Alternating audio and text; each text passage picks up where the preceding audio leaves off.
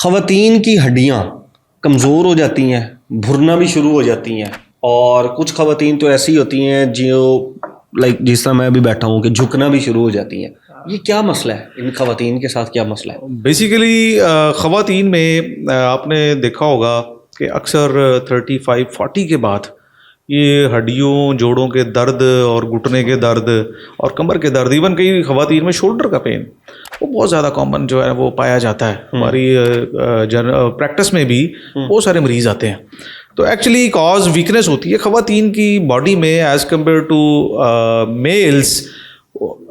Hormone का बड़ा role है। सारी जो है वो लाइफ, जैसे बच्चों की पैदाइश के दौरान उनमें ड्यूरिंग ज़चगी हार्मोन का जो है वो बहुत ज़्यादा उसमें रोल आता है। वो कई दफ़ा जो है वो इसी तरह जब 40 के बाद जब मेनोपॉज का एलिमेंट आता है तो उसमें पीरियड्स रुक गए तो ऐसी सूरत हाल में हड्डियाँ बुरना शुरू हो जाती हैं, ऑस्टियोपोरोसिस का एलिमेंट स्टार्ट हो जाता है और वीकनेस का एलिमेंट भी काफ़ी हद तक उसमें इन्वॉल्व होता है। क्योंकि डेफिनेटली जनरली आप अपनी कम्युनिटी देखें ना, हमारी डाइट में जो हड्डियों जोड़ों पट्ठों को मजबूत बनाने वाला कंपोनेंट है डाइट का वो नहीं है। दूध हम नहीं पीते और बाकी भी जो चीज़ें हैं उसमें हम जैसे कोई रूटीन का जो जंक फूड है वो शामिल है। तो इसलिए ख़वातीन में ज़्यादातर इसलिए कॉमन है क्योंकि उनके हार्मोन्स का एलिमेंट इन्वॉल्व है, ऑस्टियोपोरोसिस स्टार्ट हो जाता है और वो काम भी ख़वातीन बहुत ज़्यादा करती हैं, ख़ास तौर पे शोल्डर का पेन, वो किचन का काम कर रहे हैं या कोई दूसरे काम कर रहे हैं, बाकी सारा दिन जो है उसको यूज़ करते करते उनकी बॉडी में ख़ास तौर पर जो जॉइंट और जो लिम्ब ज़्यादा यूज़ होता है उसमें पेन का एलिमेंट ज़्यादा आना शुरू हो जाता है। अब ख़वातीन की जब ये बात होती है तो ख़वातीन में एक कंसेप्ट है बहुत ज़्यादा डाइट वाला। हाँ,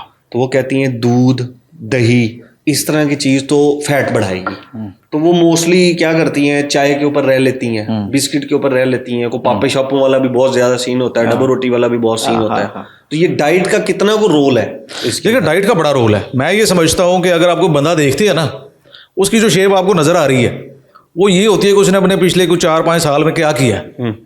अगर तो लगते हैं कि बिल्कुल ही एक जो है वो मोटा सा आदमी है और इस तरह से वो आपको बता देता है ना इसकी डाइट ठीक है, ना ये बंदा जो है वो अपने रूटीन के मामलात में कोई एक्सरसाइज कोई या कोई वेट मेंटेन के वाले से कोई मोडालिटी जो वो कुछ नहीं कर रहा। तो इस वाले से अगर आपकी डाइट ठीक है, डाइटिंग करना से सिर्फ वजन कम नहीं होता, बैलेंस डाइट लेना, पोर्शन में डाइट लेना ये ज़्यादा ज़रूरी है। आप अपनी डाइट में प्रोटीन डाइट लें, प्रोटीन डाइट से वजन नहीं बढ़ता। क्या है प्रोटीन डाइट में? आप अंडे की सफेदी ले सकते हैं, गोश्त का इस्तेमाल कर सकते हैं, ठीक है, और फ्रेश वेजिटेबल्स आप जितनी मर्जी खाएं, आपको नहीं, फ्रूट्स का एलिमेंट है, जितने ज़्यादा मर्जी फ्रूट्स इस्तेमाल करें आपका वजन नहीं बढ़ेगा। ठीक है। हाँ, अगर आपने जो है वो जंक फूड है जैसे कोई फ्राइज़ हैं, पिज़्ज़ा है, बर्गर्स हैं या कोई ठीक है, तो इन चीज़ों से अल्टीमेटली नुकसान ही होता है कि आपका वजन बढ़ता है। लेकिन आजकल तो चल ही यही रहा है ना डॉक्टर साहब। डेफिनेटली आप देखें अपनी मतलब बच्चे हों ख़वातीन हो, उनकी तो पार्टी शुरू भी पिज़्ज़ा बर्गर से होती है और एंड भी फ्राइज के ऊपर। बिल्कुल हम बंद नहीं करते, आप ले कोई हफ्ते में 2 हफ्ते में एक दफ़ा ले लें, लेकिन जो चीज़ें आपकी बॉडी के लिए ज़रूरी हैं, फ्रूट्स का इस्तेमाल करें, ज़रूरी है, दूध का इस्तेमाल करें, दूध से अगर आप इस्तेमाल करते हैं तो उससे वजन नहीं बढ़ता। हाँ, उसमें किसी को ज़्यादा कौन चाहिए तो उसमें फैट का एलिमेंट लादा कर ले, मलाई काट लो बिचों, ठीक है, पीछे कैल्शियम तो रहने दो ना यार, ठीक है, दही इस्तेमाल करें, इन चीज़ों से वजन नहीं बढ़ता। वजन बढ़ता है अगर आपने 3 रोटियां खानी है, 4 खानी है, 5 खानी है, अब 2 सुबह 2 दोपहर से 2 शाम, आप ऐसे कर सकते हैं ना कि एक टाइम पे रोटी का इस्तेमाल कर लें, एक टाइम पे फ्रूट्स ले लें, कुछ शाम को दूध का 1 आधा गिलास ले लें, सुबह अंडे की सफेदी चाहे 2 खा लें, कुछ भी नहीं होता। तो बैलेंस डाइट। अब ये जो मेनोपॉज है 40 के बाद जो स्टेज आती है, तो इस स्टेज में जैसे आप कह रहे हैं कि ये बोन्स वीक होना शुरू हो जाती हैं और फिर भुरना भी शुरू हो जाती है, इस स्टेज में हड्डियां टूट भी सकती है। यस, इसको कहते हैं ऑस्टियोपोरोटिक फ्रैक्चर। अच्छा, ऑस्टियोपोरोटिक में हड्डी जो है वो बिल्कुल उसके अंदर बड़े बड़े जो उसको कहते हैं पोर्स बनना शुरू हो जाते हैं। ऑस्टियोपोरोसिस हड्डियों के अंदर पोर्स को निशानदेही करता है। तो बहुत कॉमन है, कई दफ़ा आपने देखा होगा अपनी कम्युनिटी में कि जी सुबह जो वाशरूम गए सी ते उत्थों ही जड़ा ना डिग गए ने ते हड्डी टूट गई कूले ते जोड़ते को। वो बेसिकली ऑस्टियोपोरोटिक फ्रैक्चर होता है। वो हड्डी गिरने से नहीं टूटती, वो हड्डी इतनी ज़्यादा कमज़ोर होती है कि वजन से स्ट्रेन ही नहीं करती, बंदा गिर जाता है। इसको ऑस्टियोपोरोटिक फ्रैक्चर कहते हैं। ठीक है। तो टाइमली इसकी अगर मैनेजमेंट हो जाए तो आप उस वाले एक बैड इंसिडेंट से बच सकते हैं। ठीक है। तो उसमें यही वाला डेफिनेटली रोल है अपना जो है वो रूटीन में हेल्दी डाइट लें और हेल्दी लाइफस्टाइल आपका होना चाहिए। अगर आपको तशखीस होगी है कि ऑस्टियोपोरोसिस है, उसका इलाज मौजूद है। आपका वो कोई जो डॉक्टर है ऑर्थोपेडिक सर्जन आपके ज़रूरी एक्सरेज करवा के उसकी या कुछ और भी टेस्ट उसके अवेलेबल है आजकल ऑस्टियोपोरोसिस की तशखीस के लिए, उसको डायग्नोज करके उसका ट्रीटमेंट अवेलेबल है, बड़ा अच्छा और इफेक्टिव ट्रीटमेंट। ठीक है। ये 40 से पहले भी हो सकता है? ऑस्टियोपोरोसिस नहीं होता वो, फिर कई दफ़ा उसको हम कहते हैं ख़ास तौर पे जो बच्चों में तो रिकेट चला गया ना, उसमें ऑस्टियोमलेशिया का एलिमेंट आता है कि मिनरल्स, ख़वातीन में भी, और मिनरल्स ओवरऑल, क्योंकि डाइट में बोन्स को नेसेसरी जो मिनरल्स हैं वो मिलते नहीं डाइट से, तो उनमें भी ये वाली जो हड्डियाँ कमज़ोर हो सकती है, लेकिन कॉज डिफरेंट होती है, हार्मोनल कॉज नहीं है। ठीक है। उसमें मिनरल्स डेफिशिएंसी आती है जिसका ऑस्टियोमलेशिया। ठीक है। अब हमने इनको डरा दिया, ठीक है, और जिस तरह वो एक था कि डराता कि नहीं डराता जी। अब ट्रीटमेंट भी बता दें कि अगर एक खातून है वो कहती है कि मुझे ये मसला ना हो, वो क्या करे? लाइक उसको ये मसला ना हो, उसको ये मसला एहतियाती तदबीर, एहतियात इलाज से बेहतर है। हाँ, ना हर चीज में ये है ना, हमें ये तो बता दिया ये भी होगा, ये भी होगा, ये भी होगा, टूट भी जाएगी।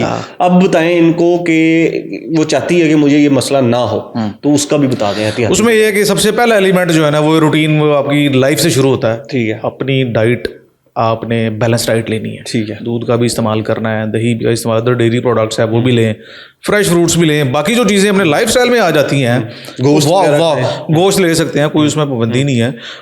जो आ जाती है वॉक वाले डेली जो है वो मैं ये समझता हूँ कि बंदे को 30 से 35 मिनट कम से कम अपने लिए टाइम निकालना चाहिए, वॉक करनी चाहिए। अब हमारे पास अपनी रूटीन लाइफ में हम इतने फंसे होते हैं, हमारे पास एट द एंड अपने लिए टाइम कोई नहीं होता। हम सारी जिम्मेदारियां घर की पूरी कर लेते हैं, जॉब भी हो गई है, बच्चों ने स्कूलों में छड़ दिता, ले भी आए, ठीक है, घर के राशन भी पूरा कर लिया और सारा कुछ कर आके अल्टीमेटली शाम को खाना खा के हम सो जाते हैं। ठीक है। ठीक है। तो अल्टीमेटली हाँ, हर बंदे को 30 से 35 मिनट मिनिमम अपने लिए टाइम निकालना चाहिए। ठीक है। वो बड़ा आपको पे करता है इन ए लॉन्ग वे। बाकी भी बीमारियों को कंट्रोल करने में जो आपके टाइम काम आता है वो यही 30 से 35 मिनट होते हैं डेली के। ठीक है। जो हमारे पास होते ही नहीं है।